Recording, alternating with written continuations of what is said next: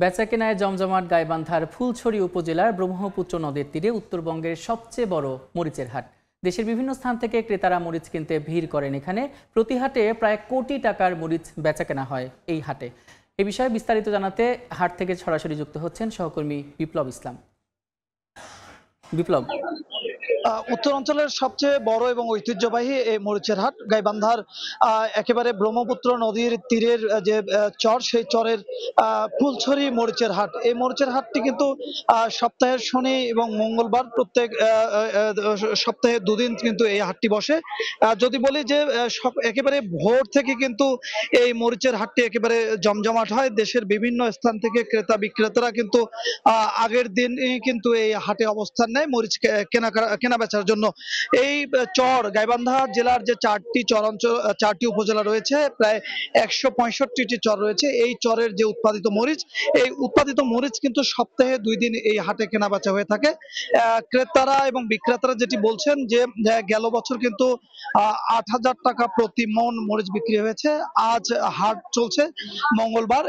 এই হাটেও কিন্তু আজকে যেটি একেবারে ওয়ান গ্রেড বলেন মরিচ ক্রেতারা, সেই গ্রেডটি কিন্তু 7,000 থেকে 7,300 টাকা বিক্রি হচ্ছে। মরিচ চাষিরা যেটি বলছেন, চরাঞ্চলে মরিচ চাষিরা যেটি বলছেন যে এবার উৎপাদন খরচ তাদের কিন্তু অনেক বেশি হয়েছে, সেক্ষেত্রে তারা লাভের যে অংশ সেটি কম পাচ্ছেন।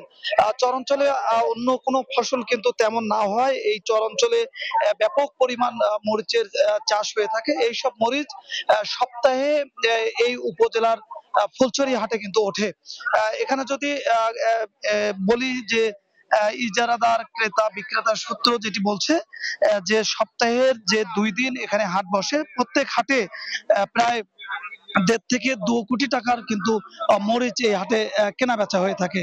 আর এইসব মরিচ দেশের যে ঐতিহ্যবাহী কোম্পানিগুলো আছে, কারখানাগুলো আছে, তারা কিন্তু এই হাট থেকে, উত্তরাঞ্চলের সর্ববৃহৎ হাট এটি, এই হাট থেকে কিন্তু এই মরিচগুলো সংগ্রহ করে থাকেন।